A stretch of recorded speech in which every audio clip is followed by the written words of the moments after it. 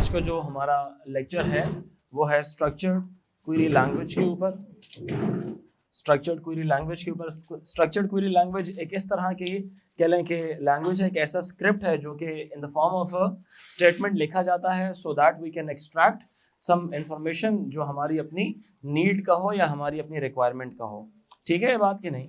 तो एसक्यूएल का हम लोगों ने डिस्कस किया था कि SQL is a standard query language for writing scripts to obtain useful information from the database. What is SQL? It is a standard query language, standard query language for writing script to obtain useful information, for writing script या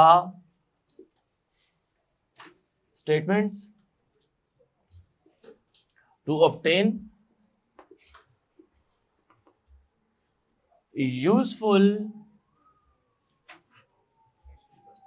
information from the database। ठीक है, useful information from the database.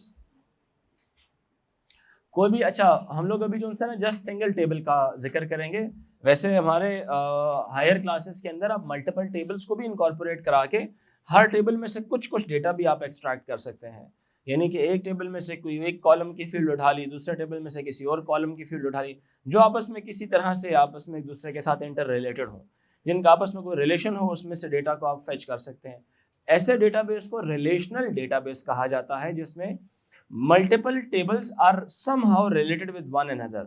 एक से ज्यादा tables एक दूसरे के साथ किसी ना किसी तरह से वो इंटर रिलेट कर रहे होते हैं, उनका कोई ताल्लुक होता है, कोई रिलेशन होता है। ठीक है, तो उनको उस डेटाबेस को रिलेशनल डेटाबेस कहा जाता है, जो कि एडवांस लेवल में पढ़ाया जाएगा आपको।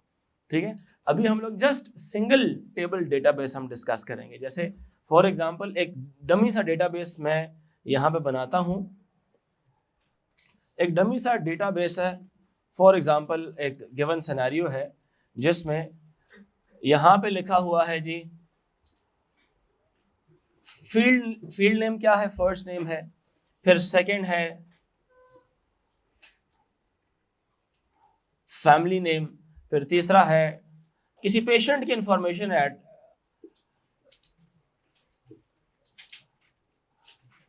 डेट ऑफ एडमिशन है, फिर है उसके कंसल्टेंट का नाम है, किस वार्ड में वो एडमिटेड है, किस वार्ड में वो एडमिटेड है, बेड नंबर क्या है उसका। ये सारी डिटेल्स किसी एक खास डेटाबेस के अंदर क्या हुई हुई है, स्टोर हुई हुई है। अच्छा एक चीज देखें, जितने भी यहाँ पे जैसे वेरिएबल्स को आप लोग प्रोग्रामिंग में आइडेंटिफाई करते थे, वेरिएबल्स को आप लोग डिक्लेयर करते थे। आप वेरिएबल्स के अगर दो नाम होते थे तो आप उनके बीच में स्पेस नहीं देते थे। ठीक है, बगैर स्पेस के आप काम करते थे ना उसके साथ। यहाँ पर भी उसी तरह से जो फील्ड का टाइटल होगा वो बगैर आपने स्पेस के आपने अलॉट करना होगा। ठीक है, आपको मालूम है वर्टिकल जो कॉलम्स होते हैं आप इनको बोलते हैं फील्ड्स बोलते हैं, और इसी तरह जो हॉरिजॉन्टली जो चल रही होंगी वो क्या होंगे जी, रिकॉर्ड्स होंगे। अच्छा अब ये वाला जोन सा है, this one is record number 1। Similarly नीचे जोन सा होगा वो एक डिफरेंट रिकॉर्ड नंबर होगा, उससे नीचे जोन सा होगा उससे डिफरेंट रिकॉर्ड नंबर होगा। ठीक है, और हर एक रिकॉर्ड नंबर को दूसरे से डिफरेंशिएट किया जाए किसी एक खास की के बेस के ऊपर, उस की को बोलेंगे प्राइमरी की। A key that uniquely identifies each record in a given database is known as primary key. A key that uniquely identifies a record in a given database is known as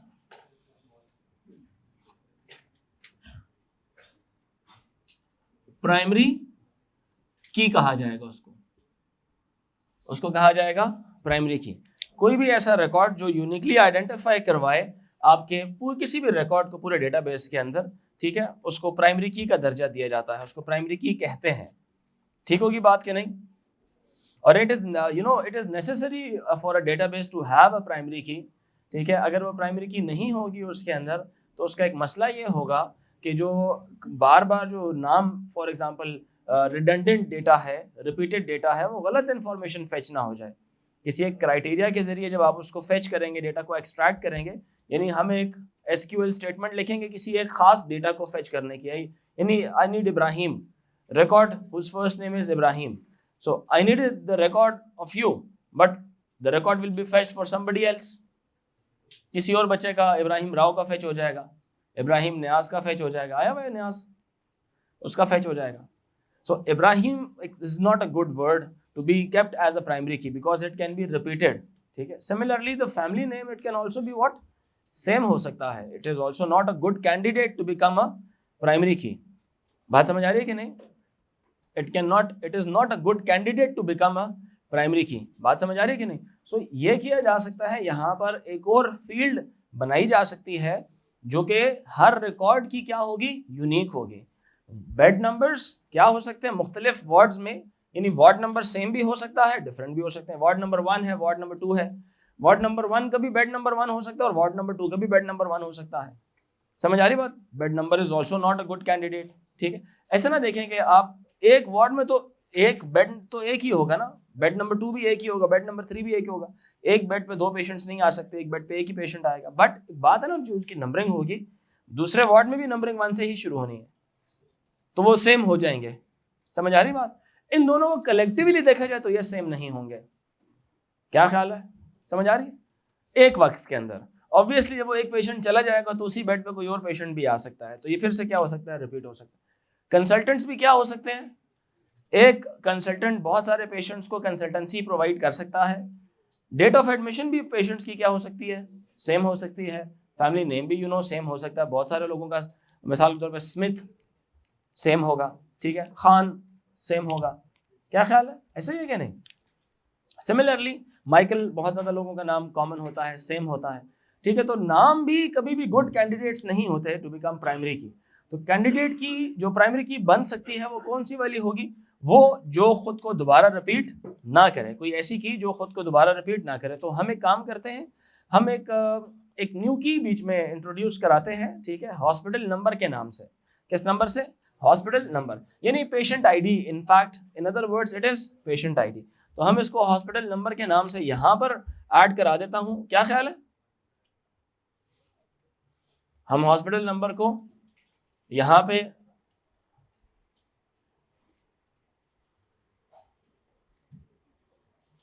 introduce करा देते हैं। Hospital number हमारा यहां पे introduce हो जाएगा।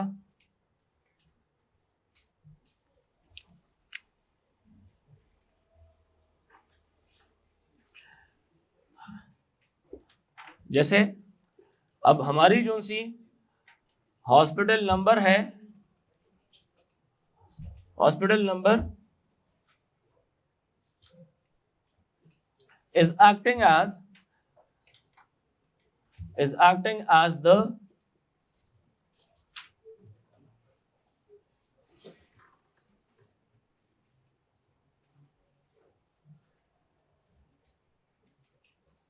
is acting as the primary key, is acting as the primary key for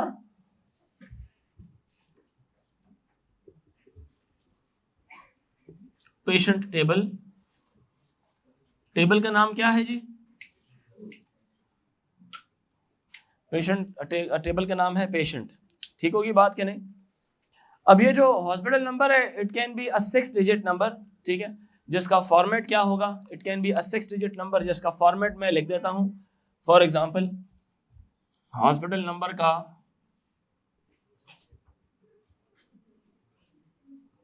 format क्या है?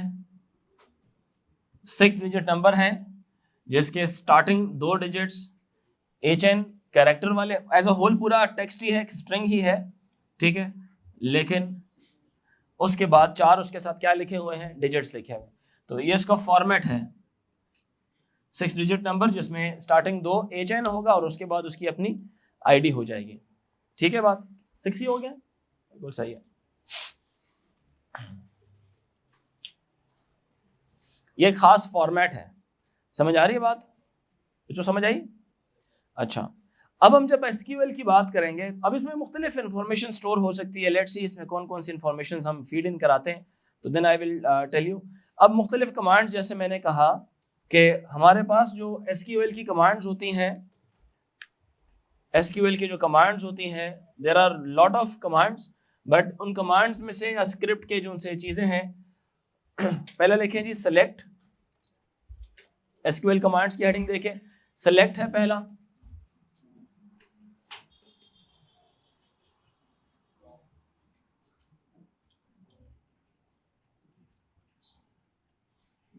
सेलेक्ट, थोड़े से फासले के बाद फ्रॉम, तो थोड़े से फासले के बाद वेयर। ठीक है, ये तीनों जो सी है ना, ये एक स्टेटमेंट का हिस्सा है। ठीक है, अब सेलेक्ट, फ्रॉम, वेयर एक स्टेटमेंट का हिस्सा है, और इसके अलावा 3 और आपके उसमें है। एक है जी ऑर्डर बाय है, फिर है आपका सम है, और फिर है आपका काउंट है। अच्छा, सेलेक्ट का नाम इसलिए लिखा जाता है, जिस भी आपने, मतलब इसके एक जनरल सी एग्जांपल लिखता हूं ना, इसी को मद्देनजर रख के, तो आपको थोड़ा सा आइडिया हो जाएगा, आपको थोड़ा सा आइडिया हो जाएगा।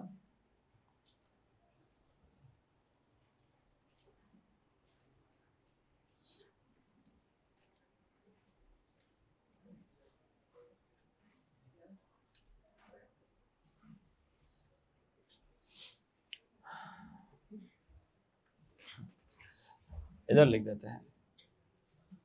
इसकी कमांड हमेशा इस तरह से लिखी जाती है, सेलेक्ट, सेलेक्ट, सेलेक्ट के बाद यहां पर हमेशा आएगा टेबल का नाम,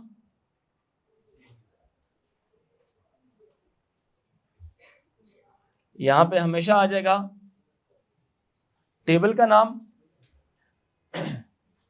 फिर आप हमेशा select is always followed by from. Select करना है किसी फील्ड को, जिस टेबल में से उस टेबल का यहां पे रेफरेंस लिखना है। फ्रॉम, नो सॉरी, टेबल नाम कह रहा हूं, यहां पे एट्रीब्यूट्स आएंगे, मतलब फील्ड्स आएंगे।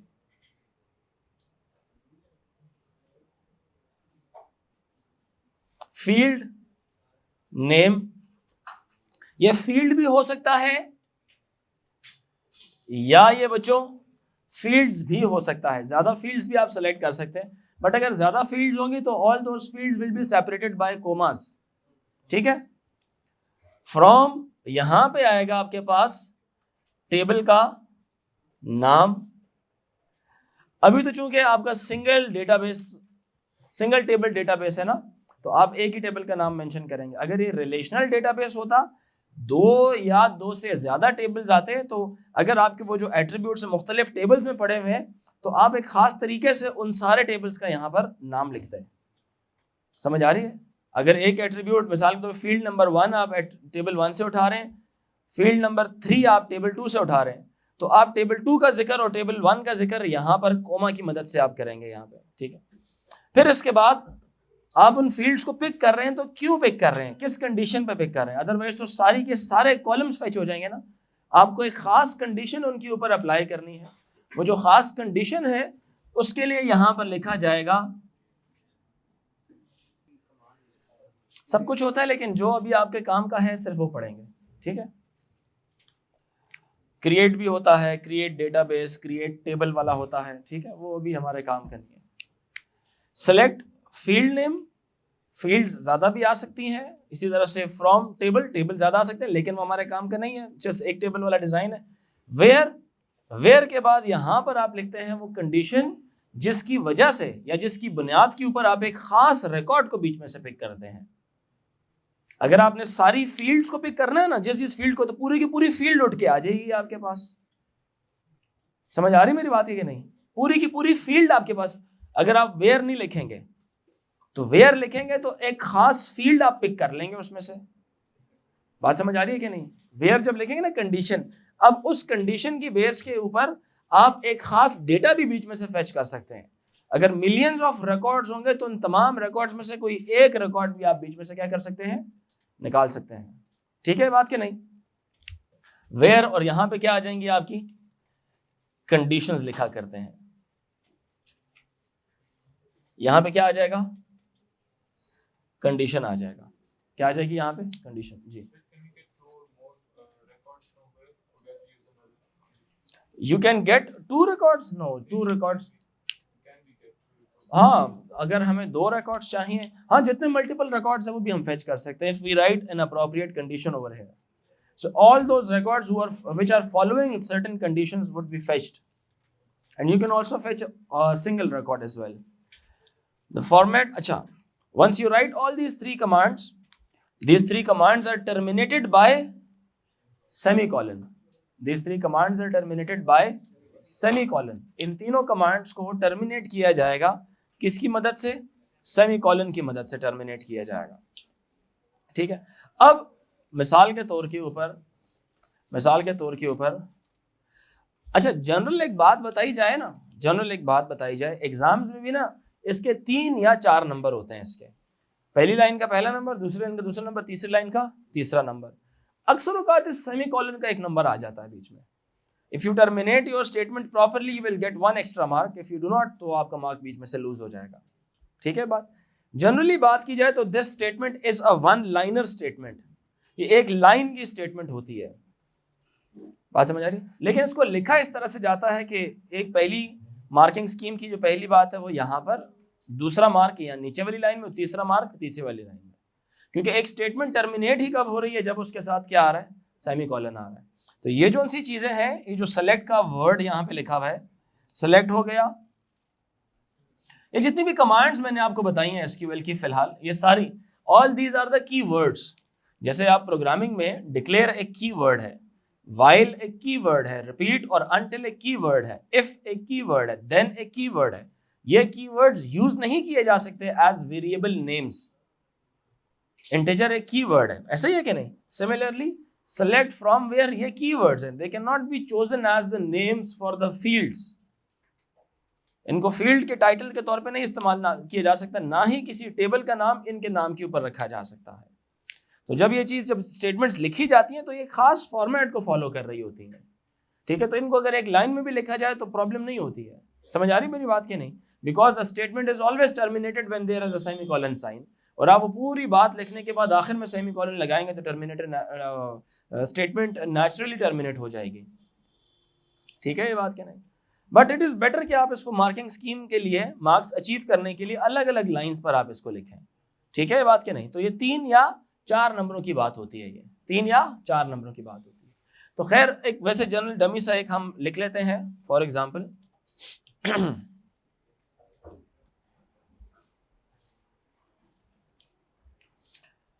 वेयर का समझ आया आपको?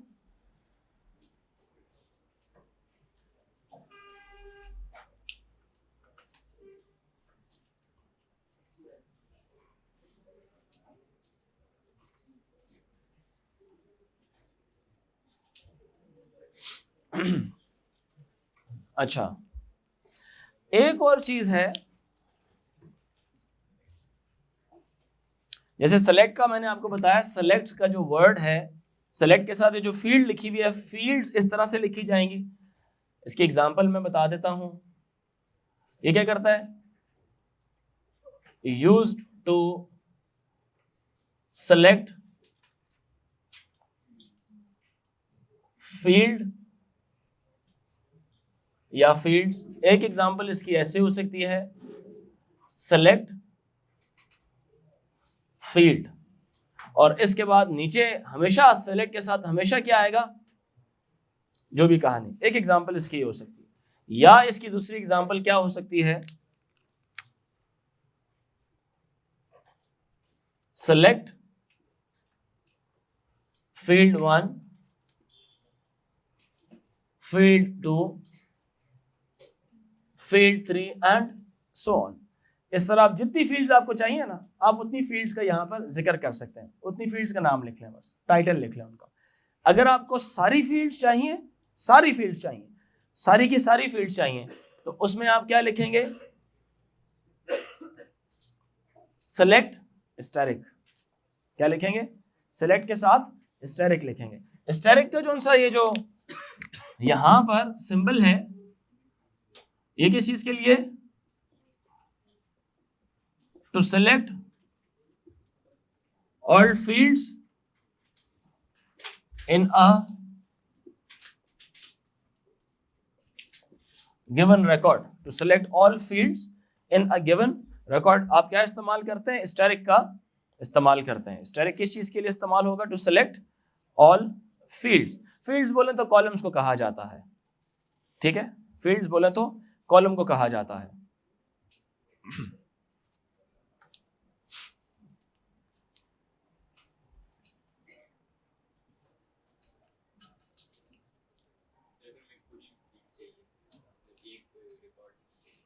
कंडीशन नहीं लिखेंगे, फिर उसमें सेलेक्ट फ्रॉम कर लेंगे, पूरा कॉलम आ जाएगा आपके पास पे, ठीक है। हाँ, फ्रॉम में टेबल का नाम आएगा, हमेशा फ्रॉम में टेबल का नाम आता है, ठीक है, ये आ गया। फिर फ्रॉम का जो सा वर्ड है, जो फ्रॉम का वर्ड है, इट ऑल्सो, इसकी भी एग्जांपल लिख लेते हैं कि from is used to specify the table, is used to specify the table name. For example,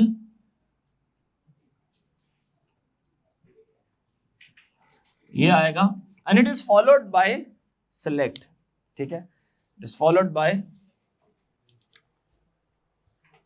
it is written after select। तो from का आएगा, from क्या लिख देंगे यहां पे,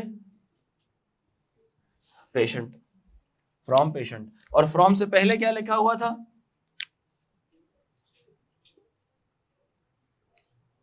फ्रॉम से पहले क्या लिखा हुआ था, सेलेक्ट। और सेलेक्ट क्या,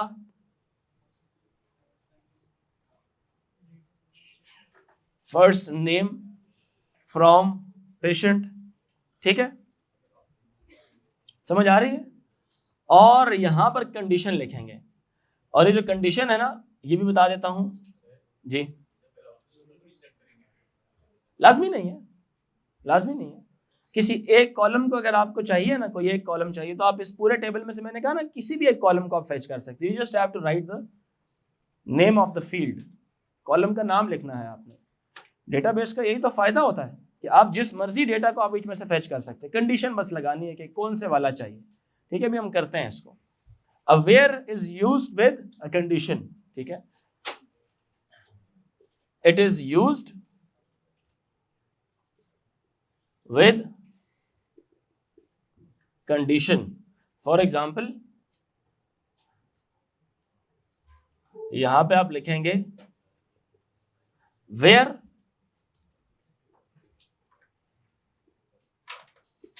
consultant equal to Mr. Smith। बात समझिए, where consultant is equals to Mr. Smith। अब क्या होगा, अब all together, putting it all together, ठीक है,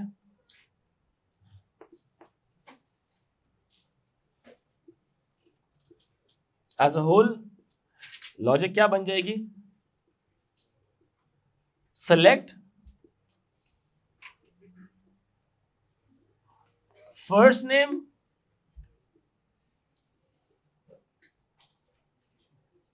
family name from patient, family name और फर्स्ट नेम और फैमिली नेम मुझे सेलेक्ट करके दिखाओ किस टेबल में से, पेशेंट के टेबल में से। कंडीशन क्या हो, where consultant equals to mister Smith. समझ आ रही है, मिस्टर स्मिथ एंड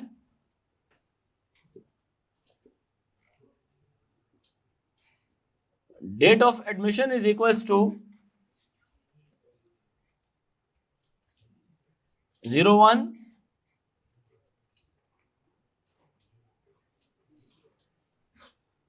12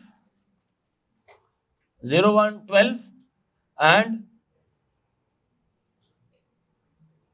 20 20 और आखिर में क्या लगा देते हैं, सेमीकोलन।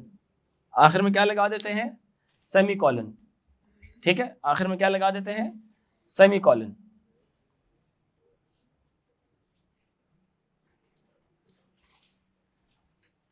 आप नोट करें एक बात, मैंने यहां से किस किस चीज को सेलेक्ट किया है, फर्स्ट नेम और फैमिली। चले मुझे टेबल जरा भरवा के दिखाएं। Hospital number HN 1 2 3 4, first name Alex, family name क्या होगा इसका, Bhatti, Alex Bhatti. Date of admission इसकी क्या हो गई है जी, 01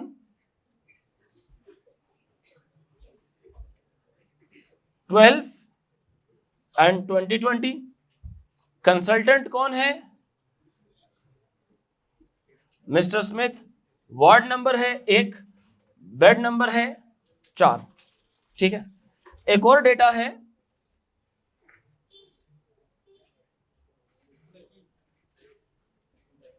माइकल सती,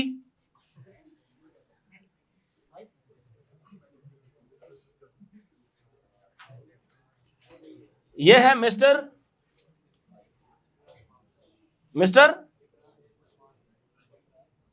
उस्मान, इसके कंसल्टेंट का नाम है मिस्टर उस्मान। इसका भी बेड नंबर वार्ड नंबर 1 ही है और बेड नंबर लेट से इसका 3 है।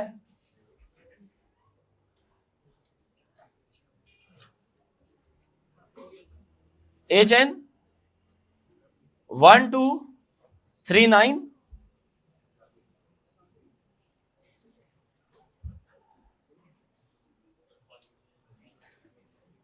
एक और नाम है Ben Joseph. There is the table को फिल कर रहे हैं, ये हो जाएगा mister Smith. Ward number 2, bed number 4। इसी तरह से एक और पेशेंट भी है,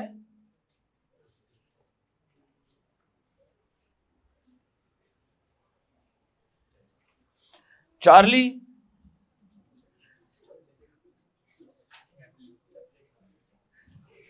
चैपलिन,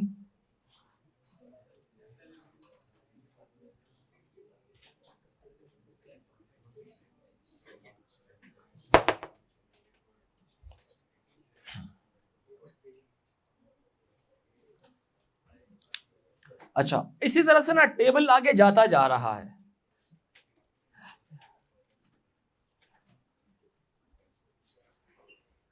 टेबल आगे जाता जा रहा है बच्चों, समझ रहे मेरी बात, टेबल स्टॉप नहीं कर रहा, टेबल इज कंटिन्यू टू आगे जाता जा रहा है।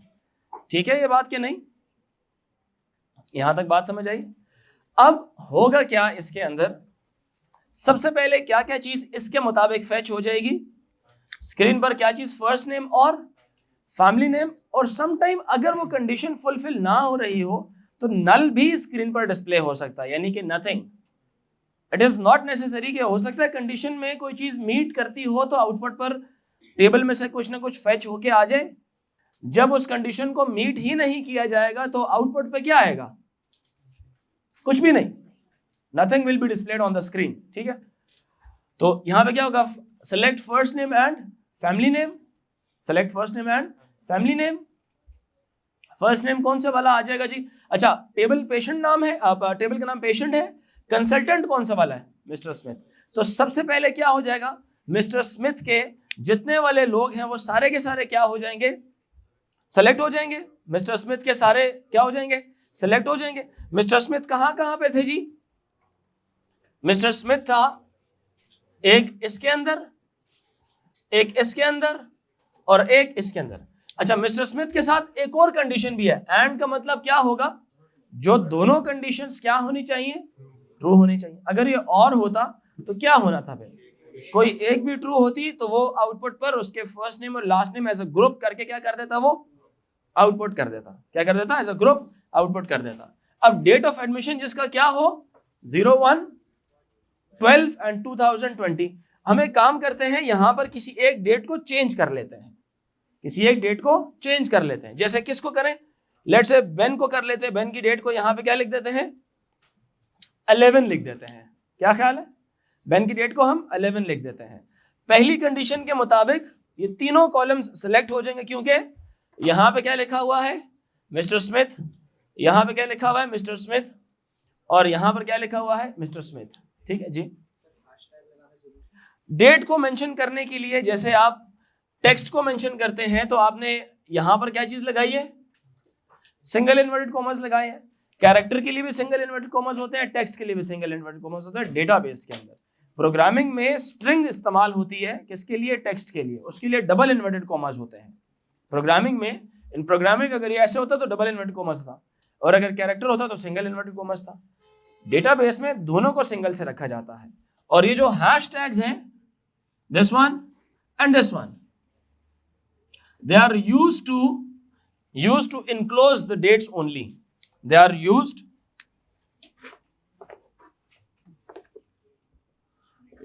to enclose date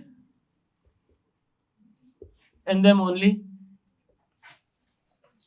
Hashtags are used to enclose dates in them only. सिर्फ dates के लिए hashtags इस्तेमाल हो। ठीक है, पहली कंडीशन के मुताबिक 3 रिकॉर्ड्स जो से हैं वो सिलेक्ट हो जाएंगे। दूसरी कंडीशन के मुताबिक ये वाला जो सा रिकॉर्ड है ये क्या हो जाएगा, अनसिलेक्ट हो जाएगा। सो सिर्फ जो 2 रह जाएंगे उनमें से सारा कुछ नहीं डिस्प्ले कराना, सिलेक्ट जिसको कराया था जस्ट वो चीजें आपके सामने स्क्रीन पर क्या हो जाएंगी, आ जाएंगी। अब स्क्रीन पर स्क्रीन आउटपुट क्या चीज आएगी आपके पास, जो चीज आपने डिस्प्ले कराई थी सिर्फ टेबल में से वो फैच होगा और आपको सामने डिस्प्ले हो जाएगा। आपने उसको प्रिंट करना है, जो भी करना है, सेव करना है, आपकी मर्जी। आप क्या ख्याल है, जितने भी रिकॉर्ड्स होंगे बच्चों, अभी तो टेबल में मैंने सिर्फ 2 बनाए हैं ना, क्यों बच्चों, तो सिर्फ 2 आ जाएंगे। फर्स्ट नेम मिस्टर स्मिथ और 1 जनवरी, कौन कौन से वाला है, पहले वाला आ जाएगा एलेक्स भट्टी, और दूसरा कौन से वाला आ जाएगा फिर चार्ली चैपलिन आ जाएगा। बात समझ आई कि नहीं आई। ये दोनों रिकॉर्ड्स जो उनसे दोनों कह लें कि फील्ड्स की जो दोनों डिटेल्स हैं वो सारी आपके पास क्या हो जाएंगी, फेच होकर आ जाएंगी। अगर आपको इनका हॉस्पिटल नंबर भी चाहिए था तो वो भी आपके सामने डिस्प्ले हो जाएगा, जिस ऑर्डर में लिखेंगे उस ऑर्डर में डिस्प्ले होगा। यानी कि वहां पर आपने हॉस्पिटल नंबर पहले लिखा हुआ टेबल में, यहां पर अगर मिसाल के तौर पे आप ये भी करा देते हैं हॉस्पिटल नंबर, अगर आप डिस्प्ले करवाते हैं फॉर एग्जांपल हॉस्पिटल नंबर आप डिस्प्ले करवाते हैं, तो हॉस्पिटल नंबर यहां पर कैसे आएगा, तीसरे नंबर पर डिस्प्ले हो जाएगा।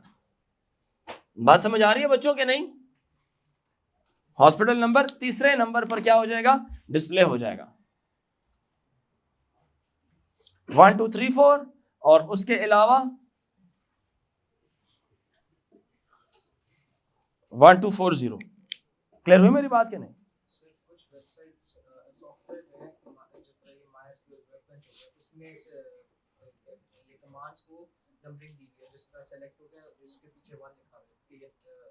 कोई भी प्रोग्रामिंग लैंग्वेज हो या कोई भी स्टेटमेंट लिखने वाली जो सिस्टम होता है, उसमें जब कमांड्स लिख रहे होते हैं तो उन्होंने जनरली ना लाइन नंबर्स दिए हुए होते हैं 1 2 3 4 इस तरह से। ठीक है, नहीं आपको देखिए बच्चे, आप किसी एक खास सॉफ्टवेयर की बात कर रहे हैं, ठीक है, हम जिसकी बात कर रहे हैं हम उसकी बात, हम एक ऑल लेवल्स के सिलेबस की बात कर रहे हैं। इस तरह 500 डिफरेंट सॉफ्टवेयर होंगे, हर बच्चा डिफरेंट सॉफ्टवेयर पढ़ के आ जाए बोले हम उस तरह से करेंगे, तो हमारे सिलेबस में वो चीज़ें नहीं है। ठीक है, हमारा एक बड़ा बेसिक सा सिलेबस है। ऑल्दो एक विंडो प्रोवाइड करता है, आप बाद में जाके अपनी रिसर्च करके आप अपने लिए उसको यूज़ कर सकते हैं as a practical examples. But यहाँ पर अगर सूडो कोड का क्वेश्चन आपसे पूछा जाता तो आप पाइथन की एग्जाम्पल्स या मिसाल के तौर पर C++ जाके नहीं लिख के आएंगे। ठीक है, आपसे जब प्रोग्रामिंग पूछी जाएगी तो आप C++ का कोड नहीं लिखेंगे, ऑल्दो बेशक 100% ठीक भी होगा, 0 नंबर मिलेंगे। बात समझ आ रही मेरी कि नहीं। तो हम सिर्फ वो काम करते हैं जिसकी हमें, जो हमारी बाउंड्रीज हैं, ठीक है, एटलीस्ट इस लेवल तक। नंबर्स तो हर जगह, हर लाइन में, हर जगह लिखे हुए होते हैं, आप लिख दें कुछ होगा नहीं, लेकिन खुद से कुछ भी नहीं करना है, ठीक है। जो बाउंड्रीज बताई गई उस बाउंड्रीज के अंदर अंदर रहें। जी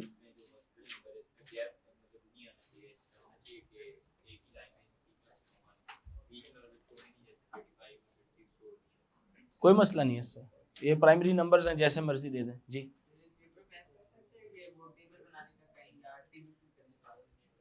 अगर इंफॉर्मेशन दी हुई है तो आप उसमें से अप्रोप्रिएट डेटा पिक करके टेबल में डाल लेना, ऐसे कोई बात है नहीं। अगर हुई तो कॉमन सेंस वाला सवाल होगा, ठीक है, कॉमन सेंस आपके पास होनी चाहिए इस तरह के सवालों को जवाब देने के लिए। यहां तक बात समझ आ रही है?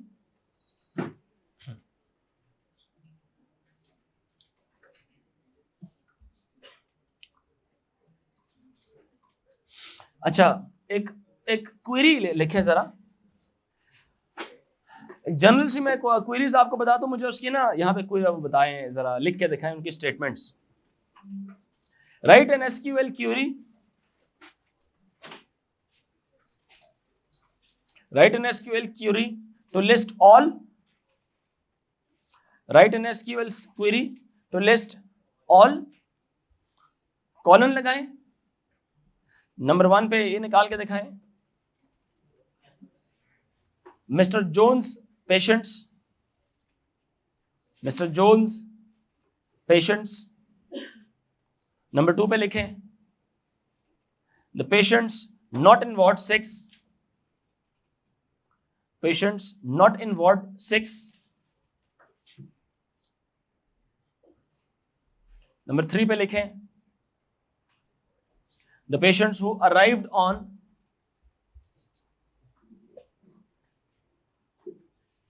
patients who arrived on 1st December 2020,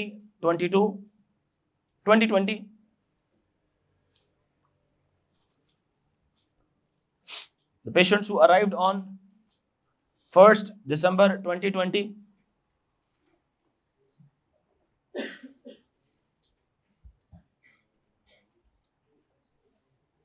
next लिखें the patients who arrived between the patients who arrived between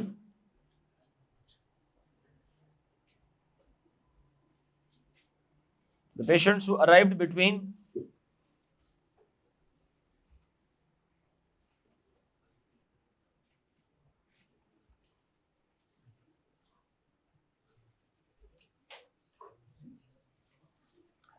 1st December 2020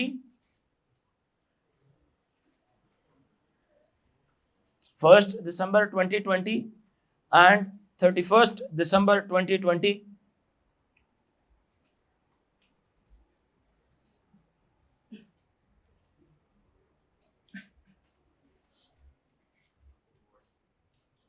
लिख लिया जी।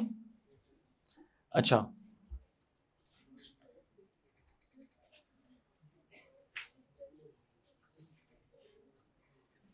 एक और क्वेरी लिखें, सेलेक्ट, इसका आउटपुट बताना है आपने मुझे टेबल से ही।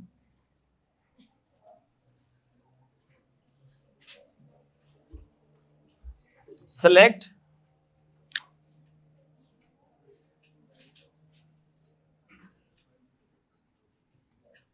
हॉस्पिटल नंबर फ्रॉम patient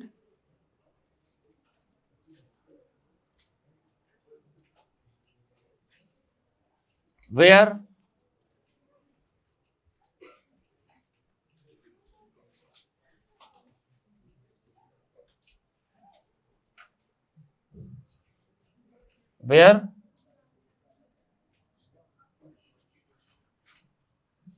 की क्वेरी थी, लिस्ट ऑल द, एग्जाम्पल क्या थी आपकी, write an SQL query to list all Mister Jones patients, all patients of Mister Jones, all patients of Mister Jones. सबसे पहले क्या करेंगे, सेलेक्ट ऑल पेशेंट्स, तो पेशेंट्स के लिए क्या चीज सेलेक्ट करनी है? Hospital number,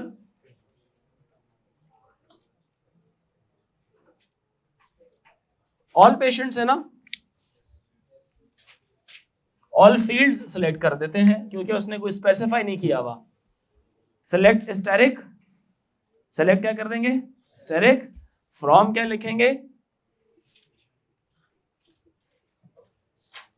patient. और फिर क्या लिखेंगे? Where consultant is equal to mister Jones. और फिर क्या आएगा? सेमीकोलन। फिर क्या आ जाएगा? सेमीकोलन। दूसरा क्या आ जाएगा? Select all. अगला क्या है? Select all patients not in ward 6, all patients not in ward 6।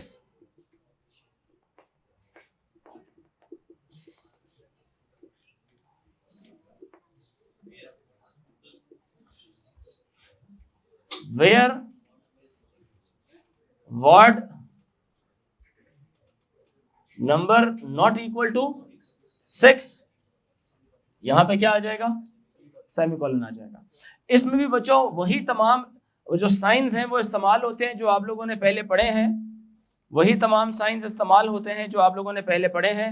जिस तरह से जो मेन जो साइन है मैं लिख देता हूं यहां पर, नोट करें।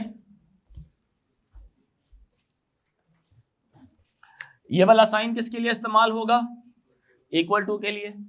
Greater than, smaller than, greater than, equal to, smaller than, equal to. ये कुछ साइंस है हमारे पास। नॉट इक्वल टू के लिए कौन सा इस्तेमाल होगा? ये वाला इस्तेमाल होगा। नॉट इक्वल टू के लिए ये वाला इस्तेमाल होगा। फिर एंड इस्तेमाल होता है किसके लिए? दो लॉजिक्स को कलेक्टिवली अगर दोनों ट्रू होंगी तो उसके लिए एंड इस्तेमाल होगा। और किसके लिए इस्तेमाल होगा? कोई एक भी लॉजिक ट्रू हुई तो उस डेटा को बीच में से सेलेक्ट कर लिया जाएगा। नॉट किसके लिए इस्तेमाल होता है? When to specify a condition must be false, to specify when a condition must be false. इसके अलावा तीन और चीजें बच्चों इसमें इस्तेमाल होती हैं। दैट इज, एक बिटवीन इस्तेमाल होता है, ये लिख लें इसका, एक बिटवीन इस्तेमाल होता है, एक इन इस्तेमाल होता है और एक लाइक भी इस्तेमाल होता है कंडीशंस के अंदर। ठीक है, तो जो बिटवीन इस्तेमाल होता है, between a range of two values, between is used for a range between a range of two values,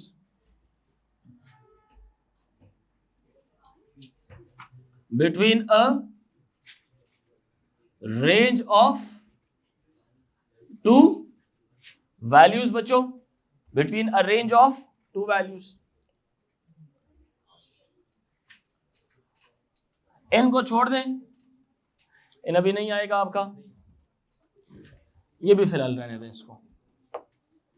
ठीक है, जब आया तो देख लेंगे, फिलहाल नहीं है इसका ऐसा कुछ यूज। ठीक है, अच्छा अगला जो सा आपकी एग्जांपल थी, अगली एग्जांपल है कौन सी वाली? Write an SQL query to list all the patients who arrived on 1st December 2020।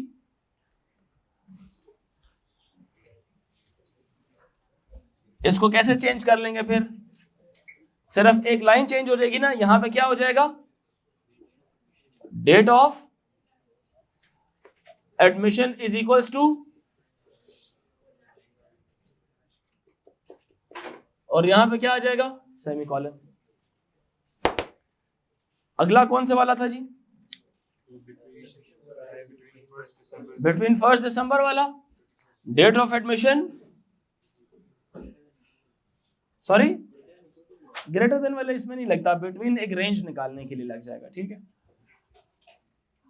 Date of admission क्या लिखा था? This and 31st।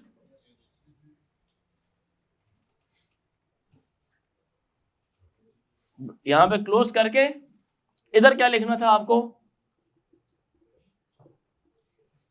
नहीं सॉरी, इस तरफ नहीं लिखना था, ये इक्वल टू के बाद आनी थी ये बात। डेट ऑफ एडमिशन यहां पे लिखना था क्या चीज, बिटवीन। बिटवीन की एज सच कोई एग्जांपल गिवन नहीं है, ये मैंने खुद से सोच के लिखा है। बिटवीन स्टार्टिंग डेट, ये है स्टार्टिंग डेट, ये है आपकी एंडिंग डेट, और ये बीच में क्या आ गई, both values must be correct. ठीक है, लॉजिकली कनेक्ट कर दिया उसको। स्टैटिक क्यों लगाया, all fields, select all fields हो जाएगा। ठीक है बच्चों, ऑर्डर बाय का लफ्ज किस तरह से किस चीज के लिए इस्तेमाल होता है, order by is used for ascending या डिसेंडिंग ऑर्डर में आउटपुट को डिस्प्ले करने के लिए। अब जब हम लिखेंगे ना order by, order by first name, ठीक है, जैसे इसके बाद अगर आप मिसाल ले रहा हूं, इसके बाद अगर आप लिख लेते हैं ना ऑर्डर बाय फर्स्ट नेम, तो जितने भी आपके रिकॉर्ड्स सेलेक्ट होंगे ना इस रेंज में, वो तमाम रिकॉर्ड्स किसकी निस्बत से, फर्स्ट नेम के हिसाब से क्या हो जाएंगे, असेंडिंग ऑर्डर में। यानी कि जिसका नाम ए से स्टार्ट होगा उसका रिकॉर्ड पहले आ जाएगा, जिसका नाम बी से होगा उसका बाद में आएगा, जिसका सी से होगा उसके बाद में। बेशक सी वाला जो सा था वो पहले लिखा हुआ था, लेकिन डिस्प्ले में कैसा होगा, वो एक असेंडिंग ऑर्डर में। अच्छा, जब असेंडिंग ऑर्डर में डिस्प्ले करना होता है, बाय डिफॉल्ट असेंडिंग में ही होता है ये। By default order by first name लिखेंगे तो it is considered as in ascending order. लेकिन अगर आप यूं लिख देंगे, और अगर ऐसे लिख देंगे आप ऑर्डर बाय डिसेंडिंग में अगर आपको कराना है तो बाय डिफॉल्ट नहीं होगा, उसके लिए आपको क्या करना पड़ेगा, DSC भी लिखना पड़ सकता है या DESC भी आप लिख सकते हैं।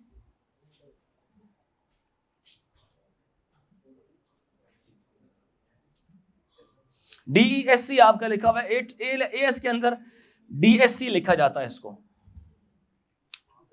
समझ आ रही है बात कि नहीं? ये किस चीज के लिए प्रिंटिंग आ जाएगी इसकी, ये है for displaying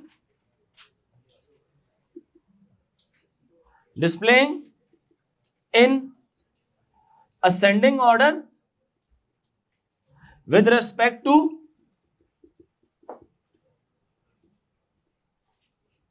first name column. और यह किस चीज के लिए होगा, for displaying in descending order with respect to जो भी कॉलम का नाम आपने यहां पर स्पेसिफाई किया हुआ। This thing is very necessary statement को खत्म करने के लिए। अगर आप इन सब के साथ लिखेंगे ना तो यहां पर आपको लिखना पड़ेगा क्या, आखिर में क्या लिखना पड़ेगा, ऑर्डर बाय, सेमीकोलन यहां से फिर रिमूव हो जाएगा। समझ आई? सेमीकोलन किधर आ जाएगा, इस यहां पे जो फील्ड का नाम लिखेंगे उसके बाद आ जाएगा। लेट्स से फील्ड का नाम आपने लिख दिया, फर्स्ट नेम, यहां पे क्या आ जाएगा, सेमीकोलन आ जाएगा। ठीक हुई मेरी बात की नहीं? तो सबसे पहले कौन आता होता है, सेलेक्ट, फिर कौन आता है, फ्रॉम, फिर कौन आता है, वेयर, फिर कौन आता है, ऑर्डर बाय। ठीक है ये बात क्या नहीं?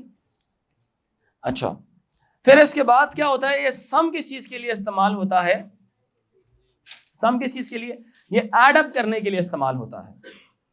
जितनी भी वैल्यूज है गिवन फील्ड में होंगी उसका ये क्या कर देगा, टोटलिंग करके आपको डिस्प्ले पर दिखा देगा। ये समझ रहे बात क्या नहीं? तो सम को कैसे यूज किया जाता है, सम लिखकर, सम के साथ यहां पर, अब अभी इसमें सम क्या है, सम एक डिफरेंट चीज है और काउंट एक डिफरेंट चीज है। काउंट नंबर ऑफ रिकॉर्ड्स को काउंट कर सकता है, कितने डेटा एंटर हुआ है एक गिवन फील्ड में, कितना डेटा एंटर हुआ है। बात समझ आ रही है? किसी भी टेबल के अंदर कितना डेटा एंटर हुआ है। सम क्या करता है, सम प्लस कर रहा होता है चीजों को। प्लस तो सिर्फ न्यूमेरिक वैल्यू को किया जा सकता है, प्लस कभी भी मिस्टर स्मिथ को मिस्टर स्मिथ में या मिस्टर उस्मान में प्लस तो नहीं कर सकते। प्लस सिर्फ इनमें से किस किस चीज को आप कर सकते हैं, सिर्फ इसको, इसको, क्योंकि ये दोनों किस से बिलोंग करते हैं, ये भी नंबर है और ये भी क्या है बच्चों, नंबर है। तो जो नंबर्स होंगे सम के साथ यहां पर क्या लिखा जा सकता है, व्हाट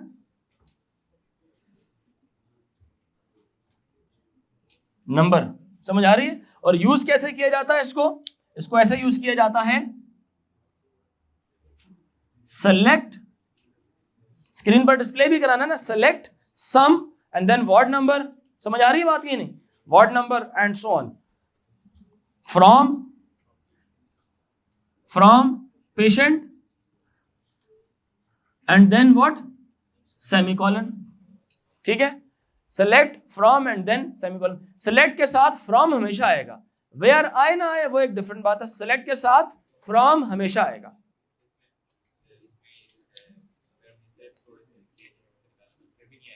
किसका?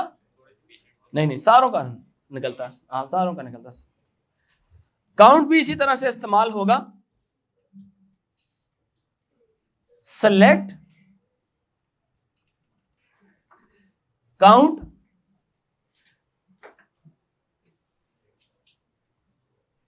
What number from patient on this. ये क्या करेगा, number of entries in the ward number वाला column, counts the number of entries, number of entries है, नंबर ऑफ रोज आप कह लें। It counts the number of records, counts the number of records या number of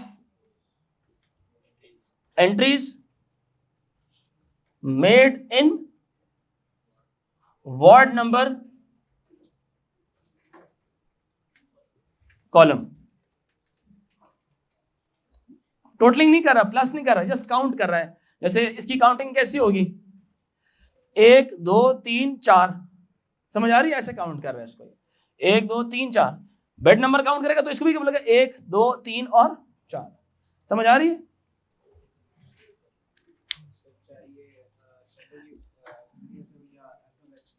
कुछ भी हो, आप इसको वार्ड नंबर के बजाय यहां पे आप क्या लिख लें, आप कंसल्टेंट लिख लें। यहां पे आप क्या लिखें, काउंट कंसल्टेंट लिख लें, सिंपल, जो भी मर्जी लिख लें आप। यहां पे आप पेशेंट नंबर लिख लें या हॉस्पिटल नंबर लिख लें, हॉस्पिटल नंबर लिख लें यहां पे आप। ठीक है बात क्या नहीं।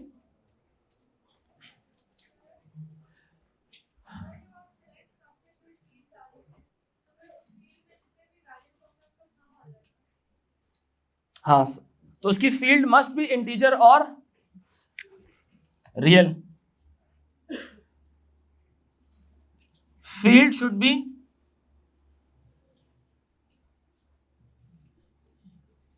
इंटीजर और रियल।